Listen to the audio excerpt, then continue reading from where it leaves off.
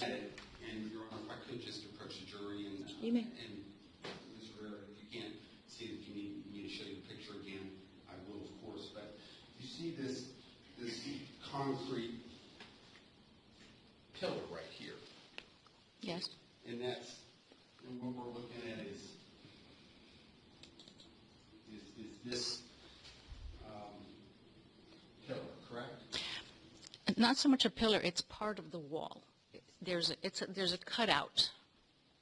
It starts on this side, there's a cutout, and then continues on the other side. There is a ledge in between the two, probably about 3 feet high. Okay, so what I'm going to do now is, and if you would, Ms. Rivera, just bear with my, use that word again, admittedly horrible artwork. We have Mr. LaFay. Would you like the easel? Deputy, would you grab the easel? I would, I think, Your Honor. Okay, you may.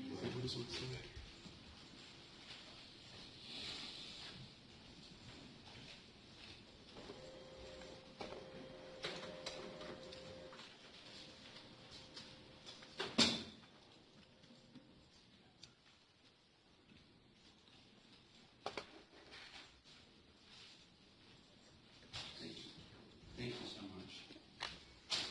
If you can back it up just a little bit, Dan, so Is there something? Ms. Rivera can see it as well. And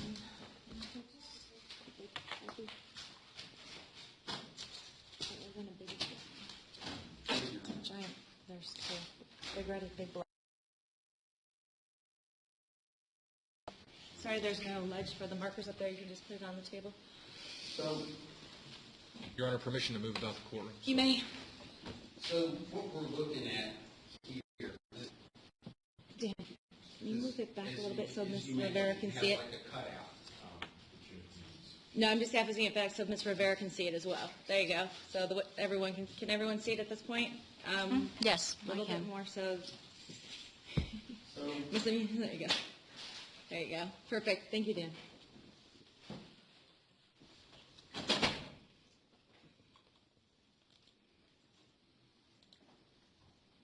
You want to have it done? basically, this is what I previously called a pillar, if you'll bear with my bad artwork. And that's what we're looking at front-wise here in the photo, Exhibit 2. However, going behind that, if you were actually in your vestibule or front porch area, there would be, as you mentioned, this cutout. It's about a 3-foot, 3.5-foot wall. Is that correct? Right. And so, and over here, I'm going to put this is your place, and over here would be, which I can't even do because I can't do three-dimensional stuff, but this way is Mr. Apperson's place. Yeah, mine is here, and his is there. Right. And here's the cutout. And so, certainly anybody could, well, this wall is you can just straddle it or sit on it, correct? Correct. Okay. So I just wanted to say, so we are clear, this is not a solid wall in past this big pillar. Correct. Okay, thanks. Your Honor, I'm done with the easel and Okay. Thank you. I'm going to tell you. Thank you, Mr. Rivera.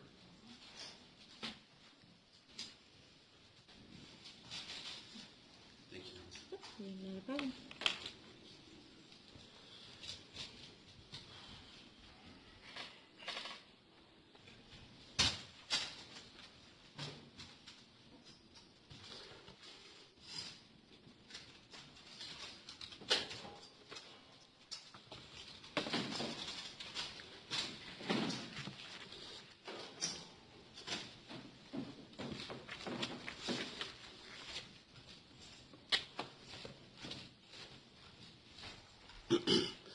You told us that, of course, you have a surveillance camera that records. Is that correct? Yes.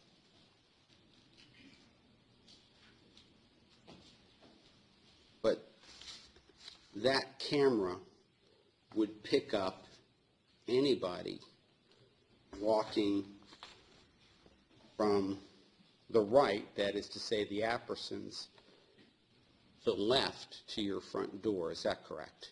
More or less, depends on where I have it pointed, because I can adjust it. Do you recall having your deposition taken on July the 17th of 2015? Yes, And you were sworn to tell the truth? yes, And do you recall the prosecutor at that deposition asking you, page 27, line 9, would it, question, line 5, and would it pick up anybody walking from the direction of Mr. Apperson is immediately to your right, if you're looking at your front door, correct? Would it pick up anyone walking from right to left to your front door? Answer yes. need to be a little more specific about what area from right to left you're talking about. No, ma'am. Thank you. But I'm just asking if that's what you testified to. Yes, And you're welcome to look at this if you'd like. okay. It's your call. Would you like to look at your deposition? No, it's fine. Did you say that under oath on July the 17th? Yes, Okay. Now, here today, having said that it would pick up anybody walking from the Appersons, that your camera would, are you now telling the jury that the camera may pick up someone, depending on how you have it positioned, or it may not, depending on its position? Is that your testimony today? what I'm meaning to say is that I can move the camera angle from right to left to see anything in front up until a certain point coming in towards the door, but it goes but so far because of the wall that's there. And the same thing on the other side because of the outside of the window, the wall that's on the outside, the frame of the window itself. It can't go past that, obviously. So you didn't say any of that when you answered this question on the 17th. Would the camera pick up anybody walking from right to left? Your answer, yes. So my question is you didn't mention on the 17th, it depends on how the camera is positioned, did you? I don't believe I did. I don't remember that.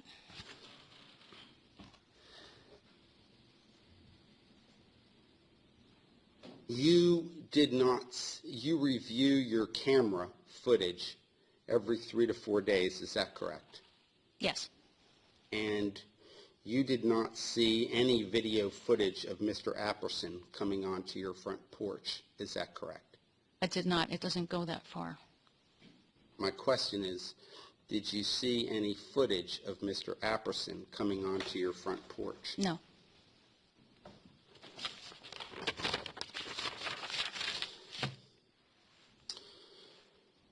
You already testified that you did not see any signs of any urine on your front door / or porch area on June the 12th. Is that correct? Correct. Now, your front door, and Your Honor, I'm sorry if I may get Exhibit 2 again. Okay.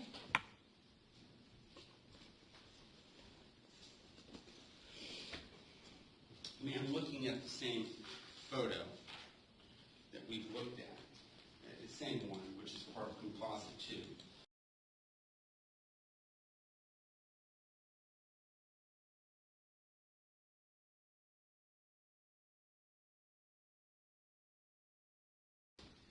With Halloween decorations.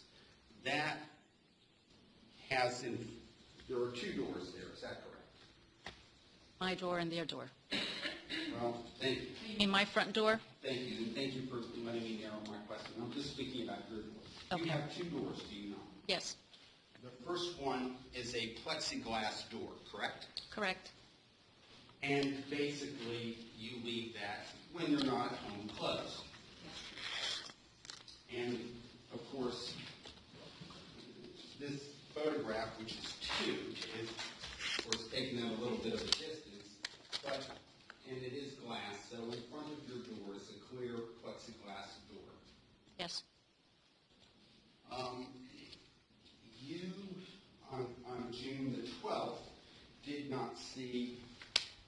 on your plexiglass, you did not see spatters of liquid. Is that correct? I can't really say because I wasn't really looking for it. Okay. Well, so not having looked for it, you didn't see it. Would that be fair? Supposedly, yes. Okay. And you did not notice a stench or smell of urine at your front door, correct? No. Now, ma'am, back to and I'm sorry to take these out of order, but this plexiglass door that you have, at the bottom is a shiny brass Kick plate. apron thing. Kick plate.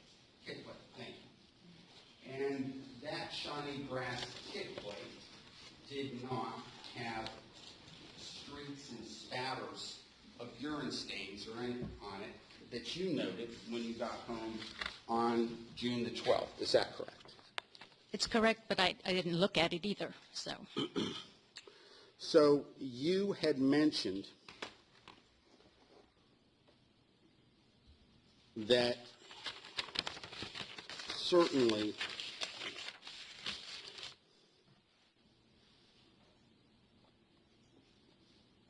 during June, you had your sprinklers that came on every day. Is that correct? More or less every day. I wasn't keeping track, but they came on more often than twice a week at night. You come home typically from work between 4 and 7:30, do you not? Yes, And your sprinklers go on at 9. Is that correct? when they're on the normal schedule, they come on at 9 o'clock at night on Tuesdays and Fridays.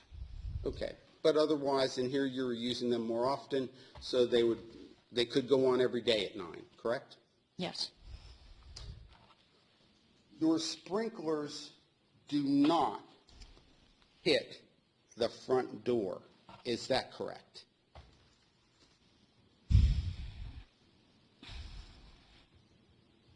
not all the way to the front door. Right. So your front door, of course, is set back, correct? Correct. Say yes for Yes. the record. Thank you, ma'am. And the sprinklers, while they may come on in somewhat into that vestibule area in front of the door, they do not hit the door itself, correct? Correct. So, my question now is, when you mentioned that you had a conversation with Mr. Woods on the 15th, or I beg your pardon, you first learned about all of this on the 15th or 3 days later, is that correct? Correct. So,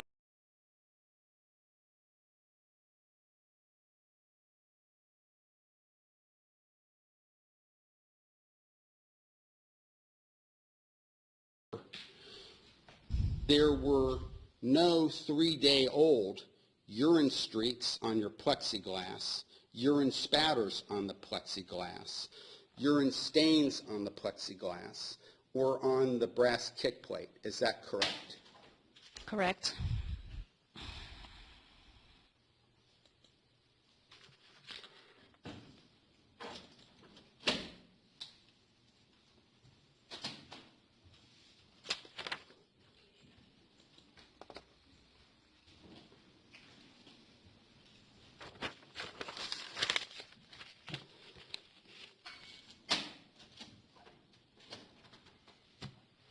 Ma'am, you told us that you had stopped speaking to to the Appersons, and that would be both he and his wife, Yes. correct? Correct.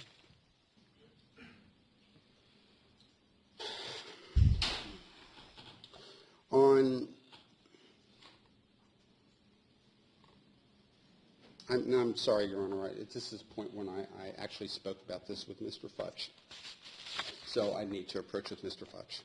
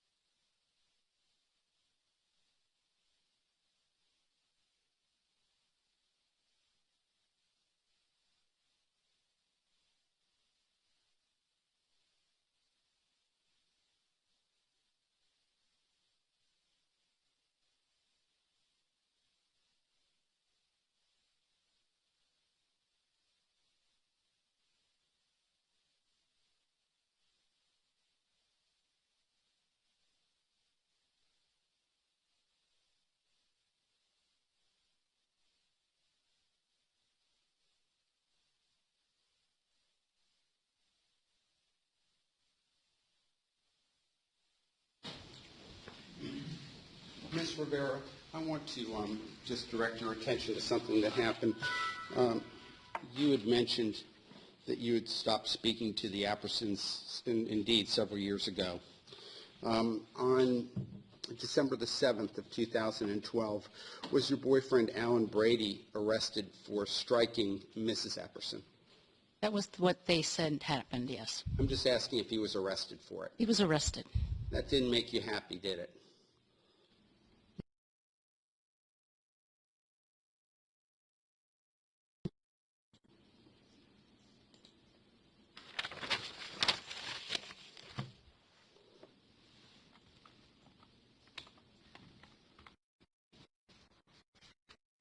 Ma'am,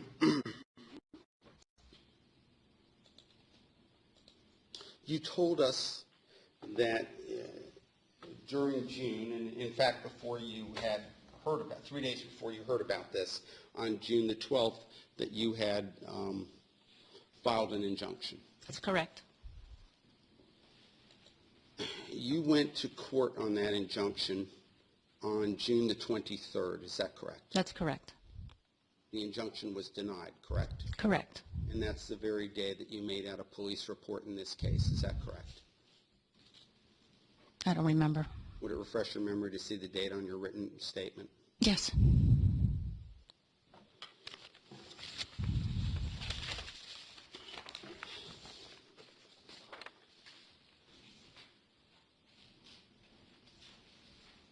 Ma'am, for counsel. You may. Ma'am, I'm going to direct your attention down to the bottom of the page next to your signature. Do you see a date? Yes. Is that June the 23rd? Yes, correct. Thank you. You're welcome. If I could take one moment, please, Your Honor. You may.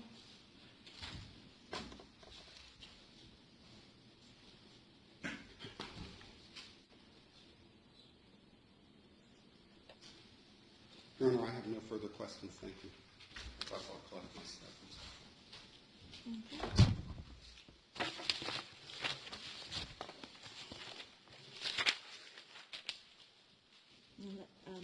Redirect and then we'll get questions.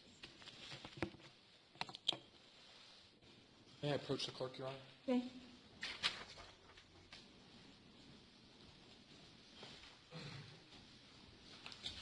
Let the record reflect on receiving State's Exhibit 2 for identifications. If I may approach the jury in inquiring of Ms. Rivera. You may.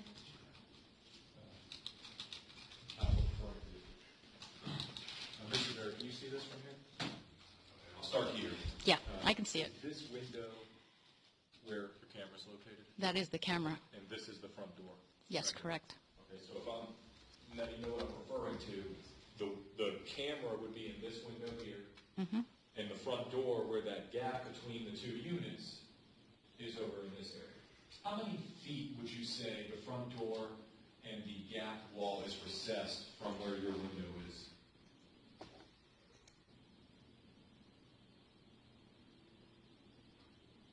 6 to 7 feet. And would it be, if you could tell the jury, even if you turn the camera 90 degrees to face straight at your front door, what would that camera pick up? The wall. Inside of your residence? Yes. Are there any cameras located that could see the front door of your residence if somebody were to be standing right there and didn't actually walk up your walkway?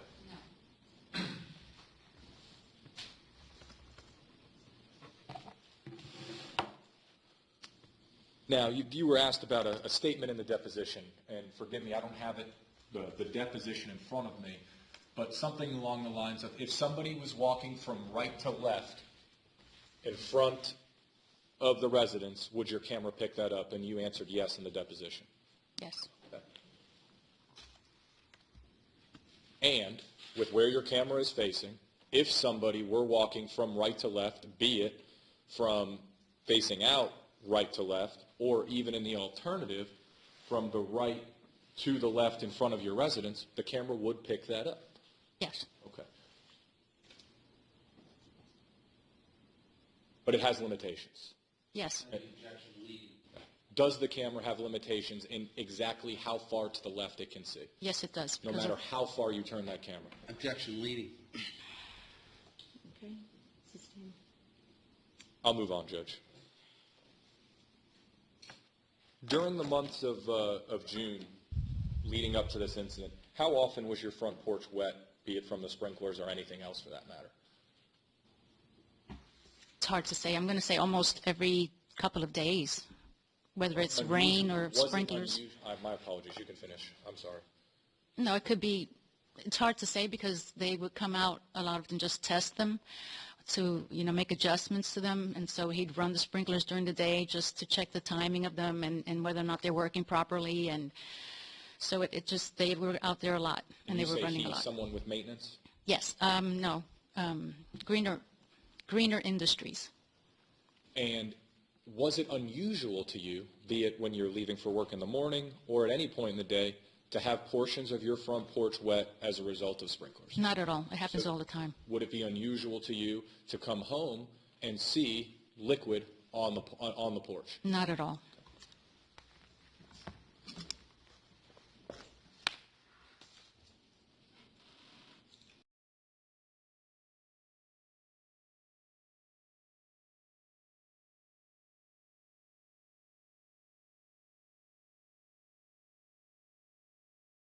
Started before that? It started before that, yes. The reason that happened was because Alan was, German.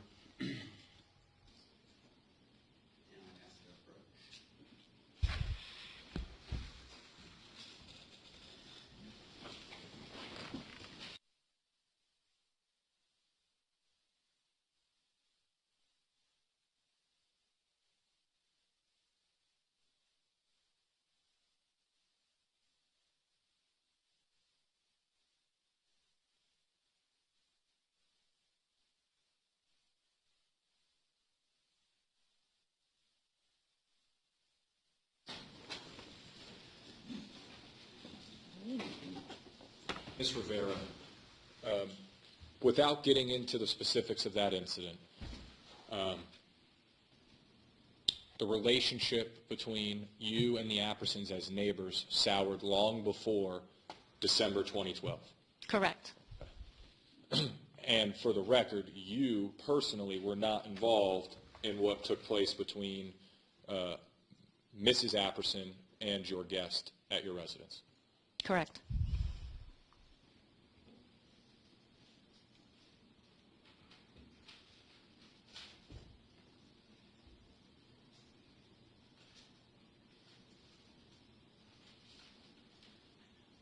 One moment to confer, Your Honor. I have nothing further. Your Honor, I have no further questions. Thank you.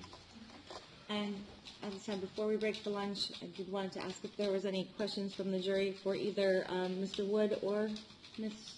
Rivera? You? Okay, if you can write them down and on a clean piece of paper, I'll have the deputy collect them. And Your Honor, while that's being written down, could Mr. Lefay and I approach briefly? You may.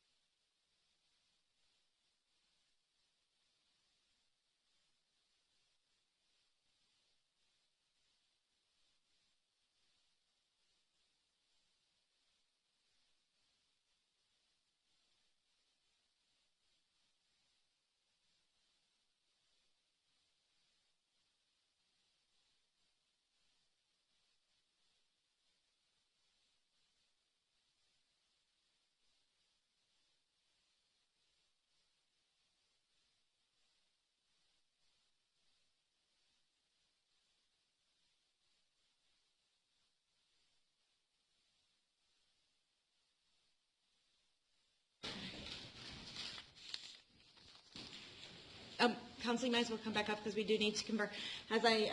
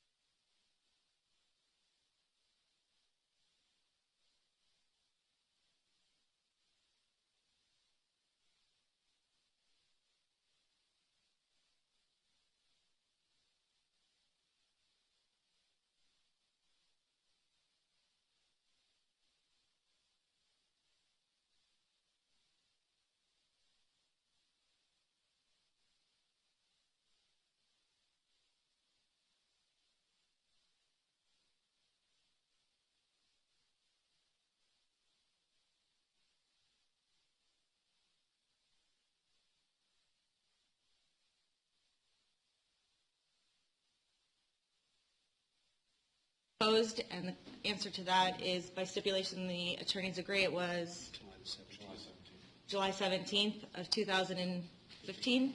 July 17th of 2015. It appears the rest of these questions are in regards to Mr. Woods. Is that correct? I have.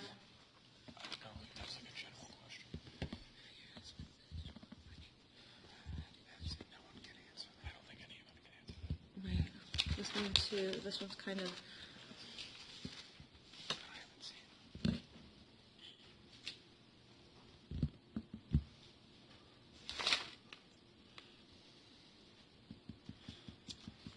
And these two are for definitely for Mr. Wood. I think these two.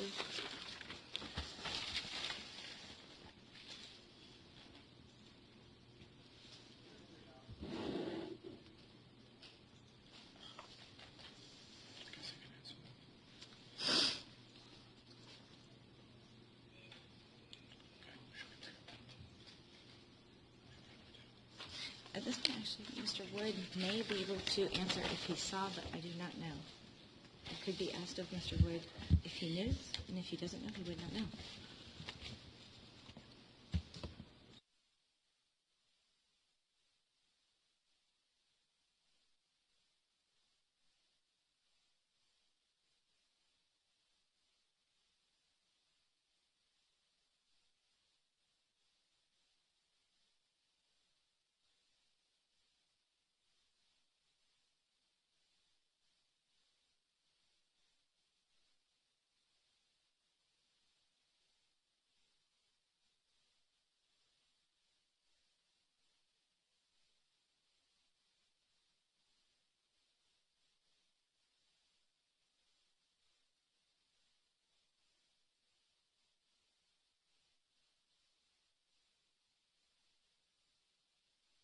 Ms. Rivera, may she step down?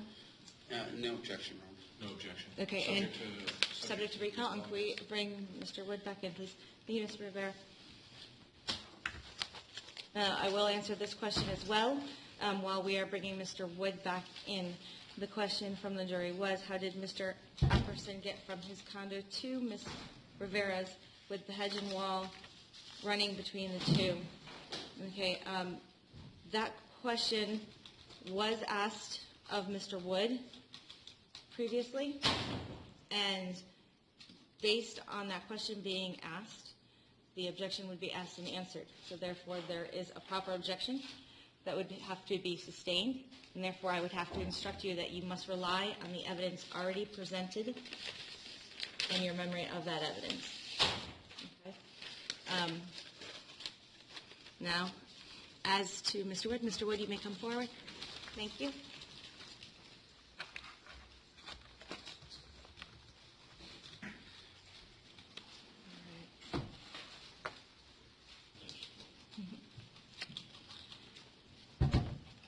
Welcome Welcome back, Mr. Wood. Thank you, Your Honor. All right, you are still under oath at this time.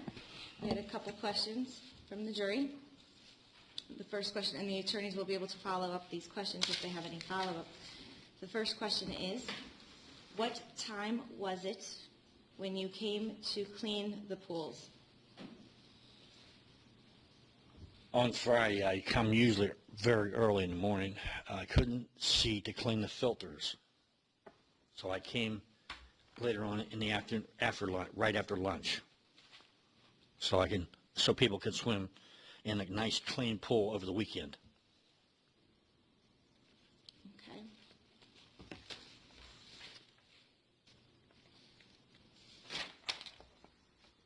Okay. And so the other question was, based on the question, you said you come early in the morning, and that either, the question is, do you usually clean pools in the dark? A lot of people ask me that. The answer is no. A commercial pool has lights in the water, and it has tower lights too. That's Florida state law, so you can see if there's anybody in the water. If I should say, if they're incapacitated, you can actually see them. Okay. And then another question was, at what point in time was Mr. Apperson first seen by you? Probably around 1:30, 2 o'clock in the afternoon sometime. And any follow-up questions by the attorneys at this time? I have one follow-up, Your Honor. It was referenced the first question, Mr. Woods, that you were asked, specifically that it was too dark to see the filter. My question would be, and I think you may have partially answered it about the lights, do you do some cleaning in the pool before you get to the filter? Yes. And you came back because there was no light lighting up the filter? Yes. So that's why you had to come back later in the day? Correct. Nothing further, Judge. And then that was the last question. There was one additional question that was asked, and of that question that was asked, I will let you know that is a question that cannot be answered by either of these witnesses. That's one of those questions that you would have to rely on the evidence, and it simply is just a question that they cannot answer based on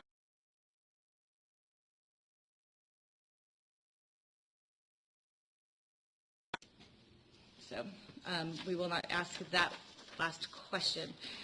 Mr. Woods, we'll have you step down, and you can be excused for lunch. You do need to come back, though, however, after lunch. All right. And State, you want to call one more witness before with lunch? the court's permission, it will be very brief. We call Officer Rotuno, if that's okay with the court. Let me ask the jurors.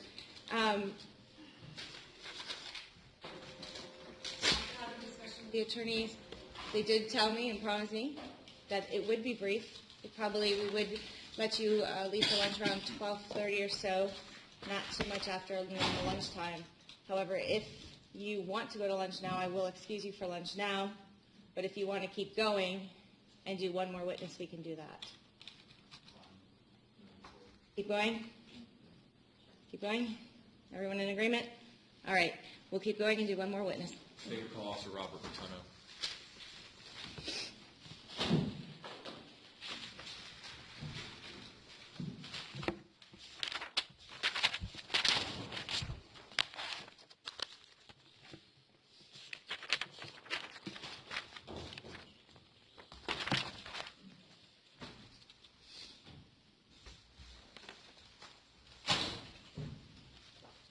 Do solemnly swear or affirm the testimony you shall give is the truth, the whole truth, and nothing but the truth, so help you God.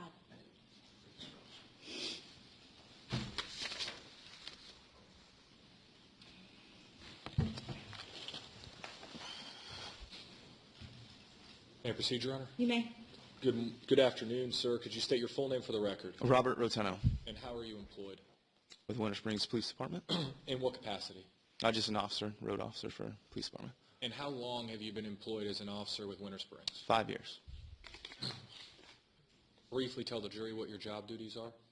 I respond to calls for service, conduct traffic stops on a daily basis. Were you so employed on June 12th of this year? Yes, sir. And I guess I need to fast forward. Were you so employed on June 18th of this year? Yes, sir.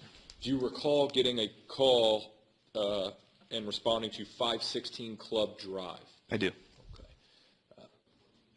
Was that reference a event or disturbance over with, as you would refer to it Yes. in your line of work? Yes. And what does that mean? It's a possible crime that had occurred, not in my vision.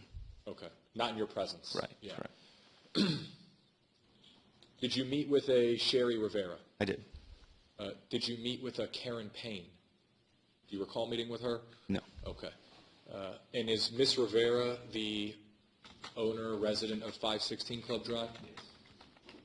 Did you learn of certain allegations? I did.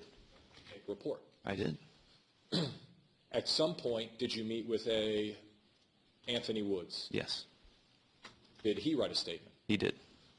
At the conclusion of your involvement, admittedly without witnessing anything, what did you do? I gathered all the information from both Ms. Rivera and Mr. Woods. Objection is irrelevant if it's at the conclusion of his investigation. I'll rephrase the question. Officer Rotundo, could you describe to the jury how you concluded your investigation, or in fact what that entailed? I articulated a crime and placed it on paper and sent it to the state attorney's office. Including witness statements and, Correct. and what you heard and whatnot? Correct. And the residence that you responded to, is it in the jurisdiction of Winter Springs, Florida? Yes, sir. Within the county of Seminole County, Florida? Yes.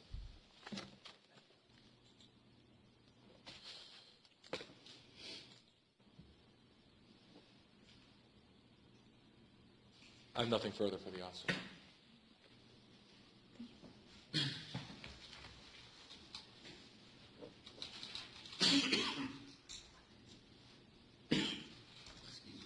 I beg your pardon. Officer Rotuno, Yes, sir. you collected no physical evidence in this case, is that correct? Correct. No photographs, you didn't No, take sir. any? No, sir. And you certainly didn't collect any DNA, is Negative. that correct? That is correct. Where did you meet Miss Rivera? At her residence. Did you look at her front door and porch and inspect it? I did not. You did not know that she had a surveillance camera, is that correct? I did know she had from previous calls, yes. But she didn't mention anything about it on this call. She had mentioned that the suspect was on camera but had no video of it.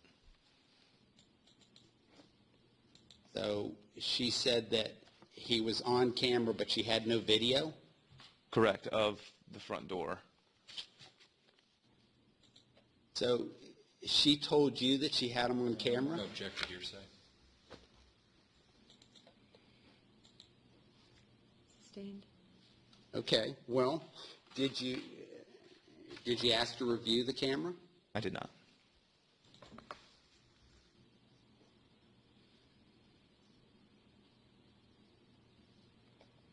And based on everything that you did, that's why, based on everything that was said to you and everything that you did, that's, and the things that you did and the things that whatever people told you, that's why you forwarded this case on to the prosecutors, is that correct? Correct, for a filing decision.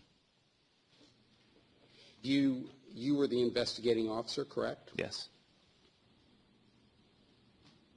But you did not arrest Mr. Apperson, is that No, correct? sir. No, sir. I don't have anything further.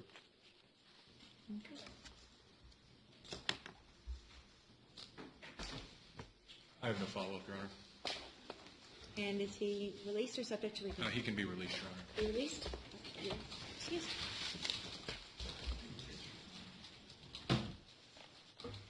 Your Honor, at this time, the state of Florida would rest.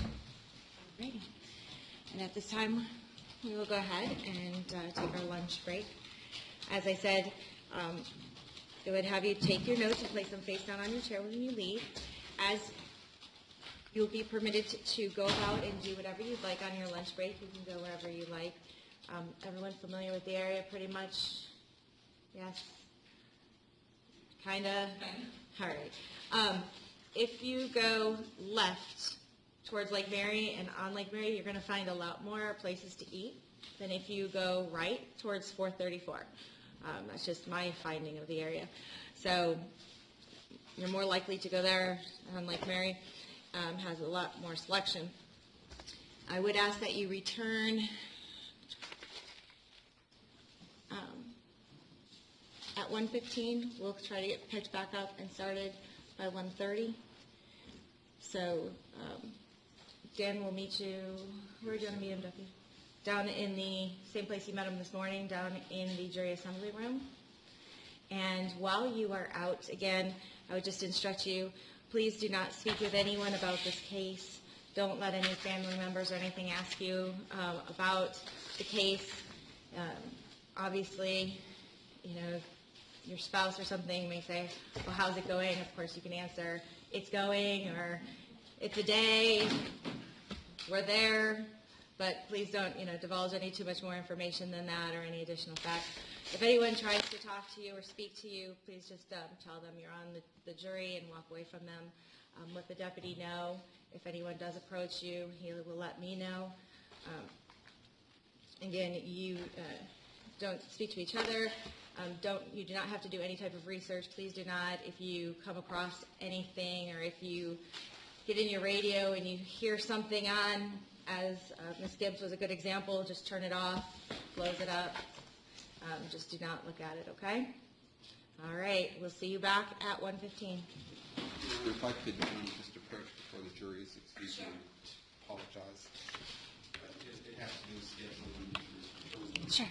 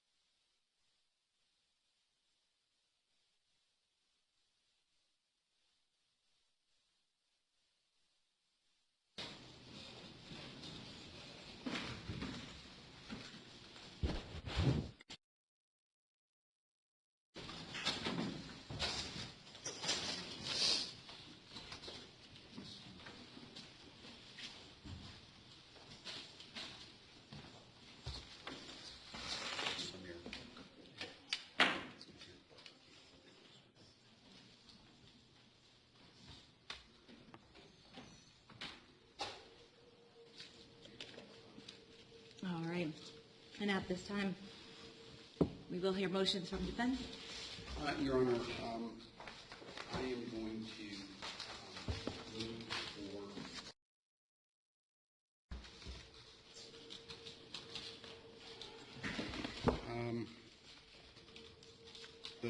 for the first thing is that there are two allegations with regard to the disorderly conduct. The first allegation is verbal, and that is that Mr. Apperson, and I believe that the information reads, was cursing loudly. And then also it says that disorderly conduct occurred by Mr. Apperson urinating on Ms. Rivera's front door. So the first thing is, and there's just a wealth of cases on it, I don't believe that they're overly in any kind of, that there's much controversy with regard to them. And Your Honor, if I could say a word without interrupting? Sure. With your permission, I should say. Sure. I think this is I concede that words alone does not constitute disorderly conduct. So as charged in the information, it's charged in the conjunctive and independently. It says, urinating on the porch door, and or yelling obscenities. The state's going to submit to the court and to the jury that they're not independent acts and that they can't think profane language, or the state's going to submit that it's the conduct combined. And I'll let Mr. LaFay lay his case law. I'm willing to strike and concede right now, though, that the or doesn't apply, and I'm not going to be arguing to the jury that the profane language alone, without shouting fire in a crowded theater or something that would cause danger to the public, I concede that. But I do think that that conduct is relevant and applicable in the conjunctive, and I have case law to support that. But for the record, I will make a stipulation. I will not be arguing to the court or the jury that the profane language alone constitutes disorderly conduct. Well, Your Honor, my motion, I guess, is that that portion would dismiss it as protected free speech. I have three cases that I've cited. The first one is Berry versus State, 2006, 2nd District, 934 Southern 2nd, 656. I also have CN versus State. It's a 2010 case out of the 2nd District, 49 Southern 3rd, 831. And then finally, I rely upon CP versus State, 644 Southern 2nd, 600, also 2nd District. I will note in CP that, there was a drug sweep, that's a 1994 case, but CP said something somewhat worse. He said, "Fuck you, pussy cracker," to the officer who was attempting to get him out of bed. And I believe CN is similar words. I believe CN is more or less on point. Says he was shouting and using foul language.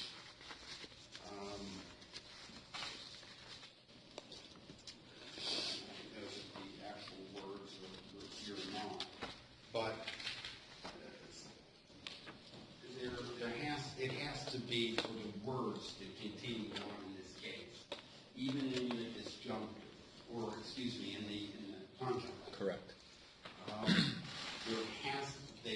It is protected speech unless they are fighting words. I'll note that in CP, these worse words are not considered to be fighting words or disorderly conduct.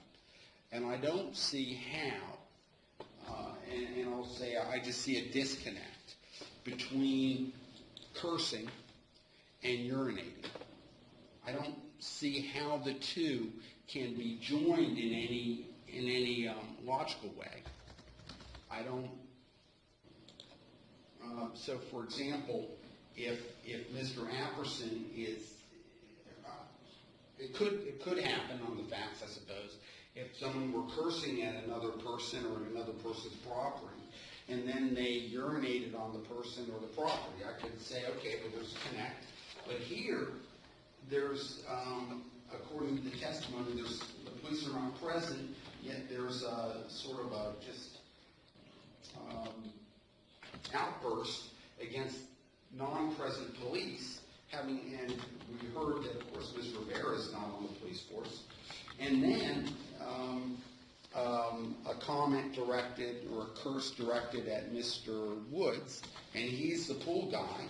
So none of that has anything to do with the urination. I'd say that contextually they're in there, true, and they may be relevant to say why Mr. Wood directed his attention at Mr. Apperson, but they are not disorderly conduct.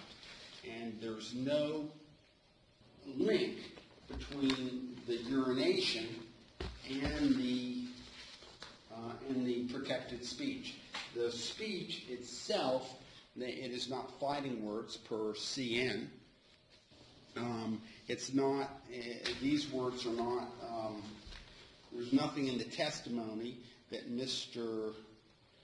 Woods was offended by the words, or that the words themselves would incite an immediate breach of the peace, particularly in light of CN. Because we might say, well, just by saying these very slurs, that could very well incite some, but not so with CN. These words have been held not to be sufficient to constitute fighting words. There's no public around except for Mr. Woods. So I'd say my first portion of my motion is to ask that the court grant a judgment of acquittal with regard to the words, or the word portion of the information. And we get down to the urination. The urination, I'm going to say, is also would not rise to disorderly conduct. And I say that because, first, there is a witness, and the witness did say that, Mr. Fudge will help me with his words, because it was a question that he asked, but the witness said... His reaction? Yes. He used disgusted, offended. I tracked the language of the statute in my question, so it said it offended his sense of public decency. Correct. So in that regard, he answered in the affirmative. However, he is not the public.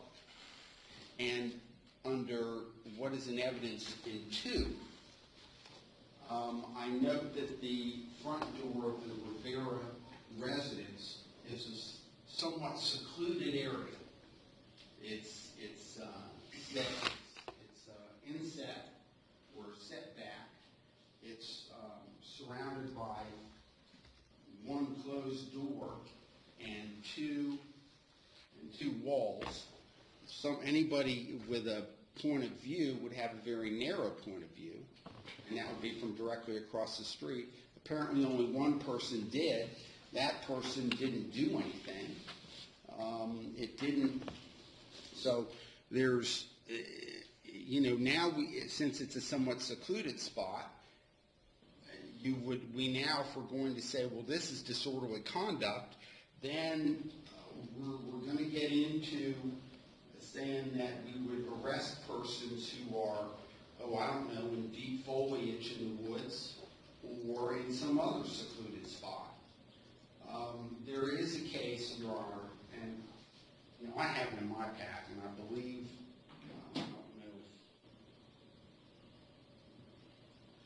I don't even know if I have it actually. Payne and Goodmaker? Yeah, I think in Goodmaker is the case I'm thinking of. And I believe that Goodmaker has some dicta. And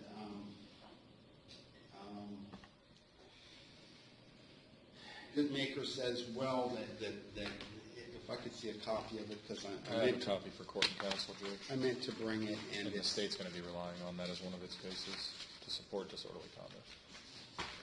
And Goodmaker is at 450 Southern 2nd, 888, 2nd District. It's a 1984 case. Do you have an extra copy, or? I have an extra copy, Your Honor. May I approach? Okay. I'm sorry, Your Honor, I meant to have it in my It's okay. pack. I went up to you, and I don't know what I did with it. It's okay. In Goodmaker, as I recall, since I don't have it, Mr. Goodmaker was lying stark naked on a pier, I think. And the defense moved to dismiss, saying, well, he wasn't arousal, he wasn't in a state of arousal. And what the court said was, they said, but he was well out in the public. And that's, I think, the distinction. He is out in the public, and I am looking here. I just want to make sure that I'm correct when I say it was a pier.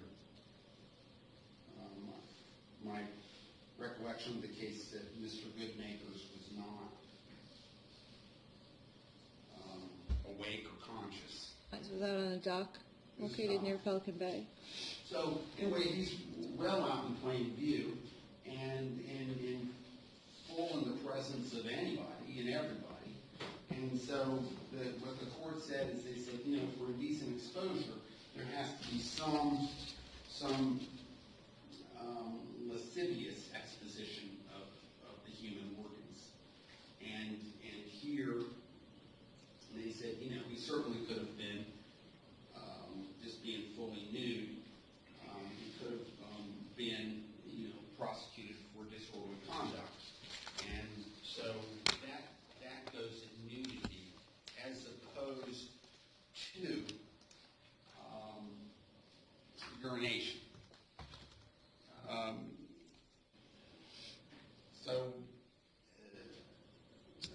Mr. Woods was, I think, fairly specific that from his vantage point at 70 through 75 feet, he could see, he may have corrected his testimony from genitalia to penis, but he was fairly clear that he was looking at, you know, a private organ in some way, shape, or form. So, but nonetheless, that's distinguished from good neighbors because Mr. Woods was one person and this was a secluded place. And so I would say that the public decency, the public morals were not offended because it is secluded. And because there's no trace of it, and no more were any questions asked of Ms. Rivera if she, you know, what her sensibilities were. I don't know if that'd be relevant. I would simply say, since this is secluded, it cannot be disorderly conduct under the statute, because that would be overbroad, and we would then come to every urination that is not in a bathroom would be prosecutable. Thank you. Judge, I'm going to start with the profane language combined with the urinating, because I disagree with counsel, and I think that there is no separation from those two acts that constitute, they happen in such succession. The testimony was at most 3 seconds from when he said, and fuck you too, to when he's walking across and begins urinating. And the case law presented by counsel, I actually have some of the similar cases and could cite to a litany others, because what the courts have held, and I'm quoting from CN at this point. Do you have a copy, Your Honor, of that? I do. In order to prove disorderly conduct based on words alone, the state must show that the words either caused. And I think the key language there is based on words alone. The court, in none of Mr. LaFay's cases, does the court draw a distinction that you can't combine words with conduct to establish disorderly conduct. In fact, the court says that. They say that the words need to be combined with some conduct, but for fighting words and shouting fire in a crowded theater or breaching law enforcement safety, the courts in none of these cases do they say that the words cannot be combined with conduct. You won't find that in any of those cases. And I think it's important to note in CN, in order to prove disorderly conduct based on words alone, there's no dicta or holdings in that case that say you can't use the language when combined with conduct. And I think that's what's important to draw here, because the disorderly conduct is the combination of Mr. Apperson, the defendant's shouting profanities, yelling fuck the police and fuck you too, and then immediately pulling out his penis and peeing on his neighbor's doorstep, which we have motive, Your Honor, because the victim, I use the term, it's a relative term, but the owner of that property filed for an injunction the very same day. When you combine the conduct is what's important, and that is why I stipulated that we can't separate them, and I do not plan to argue that the words alone constituted a breach of the peace or disorderly conduct. Fields holds the same thing. The first head note, and we can go down to the first head note's heading, speech alone will not generally support a conviction of disorderly conduct. I don't agree with that. But these cases do not say for 1 second that you can't combine what would ordinarily be free speech. I agree. What would ordinarily be free speech. Had the defendant come out of his house, pointed at Mr. Woods and said, fuck you and fuck the police, we wouldn't be here. But that's not what we have. We have that with an immediate exposure of his penis and urinating on his neighbor's door, which leads me directly into two cases. The first is Goodmaker, and directing court and counsel's attention to the last page of that decision. In the instant case, it is undisputed that Goodmaker's was nude, and the key words here, in a place not set apart for that purpose. So Mr. LaFay's argument that it's recessed, that it's roofed, that it's in a relatively quiet neighborhood doesn't hold any water, because that area is not set apart for one neighbor to shout profanities, walk onto his other neighbor's doorstep, within earshot of children and within the eyesight of the pool man, and urinate on her front porch. But Payne cites Goodmaker's, and I have a copy for court and counsel. May I approach, Your Honor? You may. For the record, Payne can be found at 463 Southern 2nd 271. It's a 2nd District case from 1984. And this case holds that an act of urinating on a public parking lot did not, as a matter of law, constitute a violation of indecent exposure, 800.03. And the last line of the decision on the second page, as noted in Goodmaker's, apparently petitioner could have been charged with disorderly conduct pursuant to 877.03. That case holds right there that the urinating in and of itself could bring a charge of disorderly conduct against an individual. But we don't have just urination, and that is why it is so important that it's the conduct combined, not separate and independent, that the state present to the jury. And I'd like to add that this is viewing the evidence in a light most favorable to the state, the non-moving party. And in that case, you have testimony on the record that the pool guy in the afternoon on a Friday, June 12th, heard what was laid on the record that the defendant said that day, and immediately witnessed him expose his penis and urinate on Mrs. Rivera's front porch.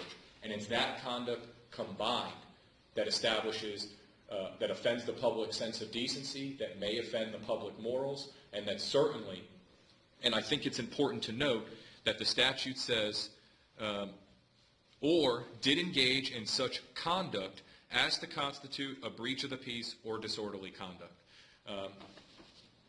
There's 4 prongs really to disorderly conduct. I'm going to submit in our charging conference that I can prove any of those 4. I don't think they necessarily all apply perfectly, but some of them do. And the state would submit that it's important to note that the litany of case law presented by the defense, the litany of case law that exists that wasn't even presented today, because they all say the same thing, words alone. None of the cases say that those words cannot be used in conjunction with conduct. And that's the state's argument in its entirety, Your Honor. And we'd ask that you deny the judgment of acquittal motion as to combining the words in the urination and independently as to the urination on Ms. Rivera's porch.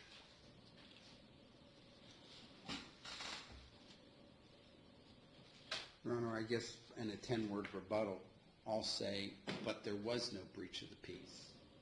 And that's the whole thing. There just wasn't. There wasn't any kind of, over 10 words, wasn't any kind of, riot in the street or people gathering. And that's what the disorderly conduct cases speak to. Was there a gathering? Were people, was the gathering, offended? Was it, did this occur? Did it breach the peace, in short? And there's nothing here that says it did. Thank you. And Payne would hold that the urinating alone, Judge, could constitute disorderly conduct.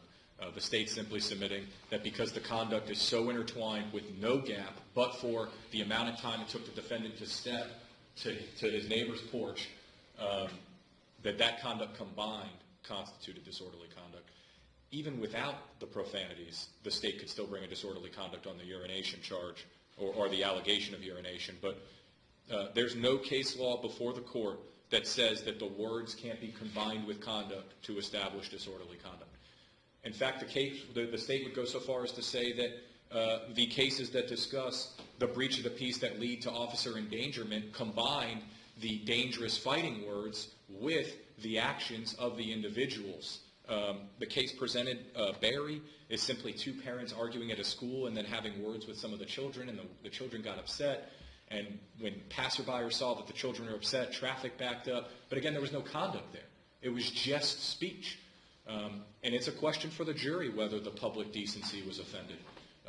The one witness that was there said so, and simply on the matter of one person witnessing someone do something in a public place, Payne says that that proposition's okay. If you witness someone, whether it's in a parking lot, it's a place not set aside for those activities, as what Goodmaker and Payne say. And I think that's abundantly clear here today.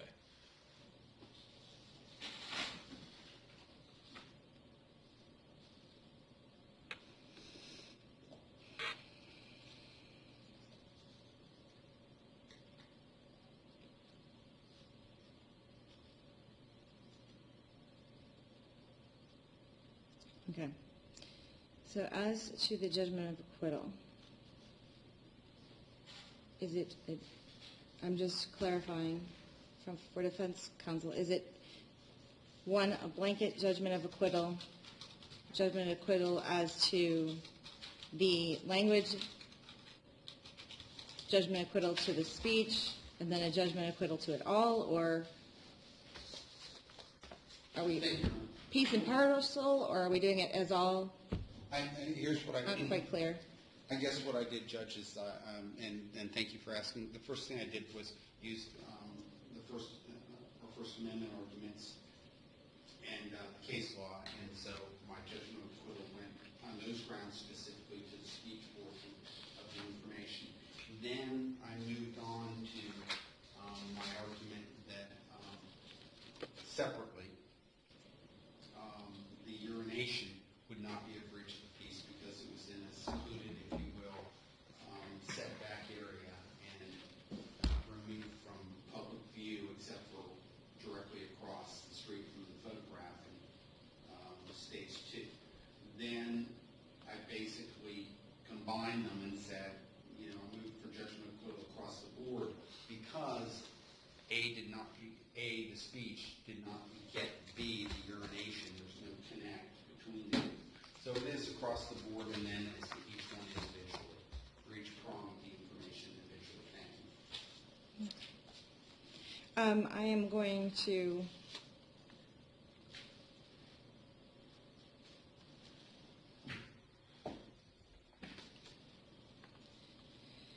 I do agree with counsel, however, state has stipulated as well that words alone would not constitute disorderly conduct. However, I am going to read Berry in for the proposition of the conjunction with the urination. As for the proposition in Payne, I do believe that stands. So I would say that in the light most favorable to the state, where reasonable men can differ, it is appropriate to send it to the jury. I do believe that a prima facie case has been established. However, I will reserve as to whether or not the conjunctive for the language and the urination. Okay, I just want to review the language in Berry. Although no case has spoken that it cannot be, I really don't want to be the court that expands it so far to include it. So I will review the case law and let you know when we come back from lunch. Thank you, Your Honor. And what time did you want us back at 1:15? He will meet the jury back at 1:15, so we'll meet back up here at approximately I'll be back 1:20, 1:25, because it takes him maybe 5. They've been pretty prompt, so probably if you're back in the courtroom at 1:20. Thank you, Your Honor.